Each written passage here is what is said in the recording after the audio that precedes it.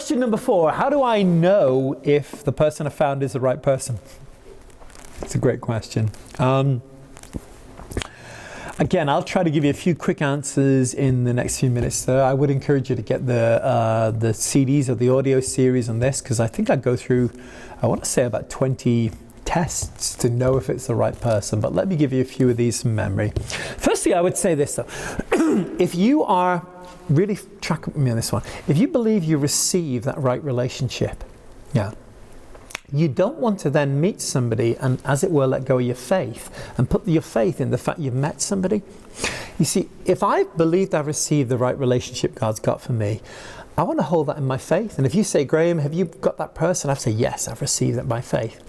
What often happens is somebody meets somebody and then they just let go of their faith and they actually stop building a real world relationship with somebody, but they've let go of that faith thing. So I want to believe I've met the right person, even if I've then met a person and started a relationship. And if I keep believing, if my faith is active, God, you have given me, when I prayed, not when I met somebody, that right person. If this is not the right person, everything in that relationship will sort of push us apart. If my faith is active, everything in that person, everything in that relationship will bring us back together. So here's a few quick tests. Firstly, keep your faith active. Keep believing you've met the right person, and God will keep bringing that relationship in and frankly saving you from getting into wrong relationships. Secondly, again, it's so easy to overlook this, but just, do you like the person? Do you want to be with them? Are you attracted to them? Do you enjoy spending time with them? Can you envisage a future with this person? To some degree, are you actually in agreement about some of the basic things of life, or can you get to agreement? Do you see the same future together? Do you actually want to live the same life? You know, if you really want to be on the mission field and you want to live in the bush in Africa and somebody really wants to be a stockbroker in New York City, that could be a problem. So there are just those natural things there. Again, I go through some of this on that those CDs, but I would start with that leading of the Spirit. Here's the problem. If we really want to be with somebody and we've got this just such a natural desire to be with them, we're so attracted to them, we love being around them, at times that can blind us from hearing from God. So as we're building a natural earthly or romantic relationship, I would be pursuing God and pressing into Him. Spend time worshiping Jesus. If you come to God and all you ever say is this the right person? Is it the wrong person? God, I don't want to make a mistake. You'll hear more from Satan and your own fears than you will from God. But if while you're building a relationship, you're just pressing into the Lord, saying, Lord, I want to love you. I want to spend an hour telling you how much I love you, not even thinking about the other person. The more you press into Jesus, the more you'll know the guidance of Jesus, the leading of Jesus, the ways of Jesus. So really be aware of that inward witness. All of us have that inward witness, but if we're living far from the Lord, at times other voices speak louder. Don't ask God to speak louder. Draw near. Come nearer and you'll hear Him more and more and more. So that's a real key. Lastly, again, I think I mentioned about 20 tests on that CD series I mentioned. Let me give you a few of these here. I would say watch how somebody worships God. You can tell a lot about somebody by watching how they worship. I would take that person to church. And frankly, let me say this, especially to young ladies. Is that person you met, are they committed to a church? If you find somebody who only goes to church because you go to church, run. Don't marry a project. Don't marry a fixer-upper. A fixer-upper will become a breaker-downer. Yeah? I really mean that. Don't marry somebody on the hope that they will become the person you need them to be. Now, everybody will be growing, learning, improving, hopefully throughout life, but some things are non-negotiable. And if you are a mature-ish believer on fire for God, don't marry somebody. Marriage is not a mission field. Don't marry somebody hoping they will come alive to God. And here's some of the things I would say to my children if they're watching this. I would say, is that person a member of a committed church? I mean, did they go every week? I'm not saying you never take a week off, but are they there in church?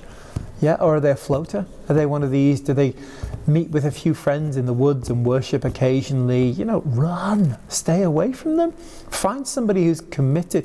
They won't be more committed to you than they are to church. Yeah? Bring them to church and watch how they worship. Bring them to church and run off, pretend you go in the bathroom, sneak around the side. Watch them worshipping when they don't know you're watching them. And here's the point, you can't fake worship.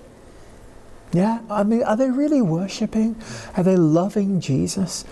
You know, young ladies, is that guy willing to get on his knees and weep and worship the living God? Or is he just sort of, casual about God? Yeah?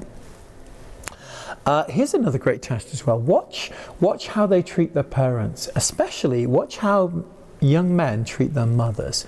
Watch how young men treat their fathers. Because listen to me, girls, he will end up treating you like he treats his mom. It's true. Yeah. Is he looking for somebody who'll do his laundry or do whatever? Or is there a respect and an honor? Watch how a girl interacts with her dad.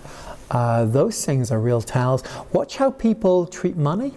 Yeah. Because it's sometimes fun to be with somebody who splurges and is easy come easy go with money when you're dating them. It's really hard to be married to someone like that. Watch how somebody is around your friends. Yeah, not their friends, your friends. Watch how somebody is. Are they looking to build a real relationship with you and your friends? I would say this as well, and again, I feel like I'm giving advice to girls here more than guys at times, but both are true, but especially I find the girl-guy thing.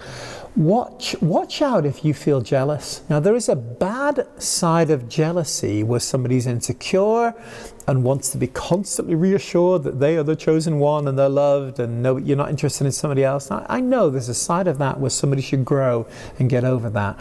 But at the same time, you want to be with somebody who makes you feel secure in their love for you. And if somebody is constantly causing you to feel jealous, that's not always about your insecurities. That could actually be around them. Yeah. I would say this as well. Here's a last great thought with this one. Don't make finding the right person a solo sport. It takes a tribe, it takes a village. Ask your parents. Your parents probably know you in some ways better than you know you. Get your parents involved in this.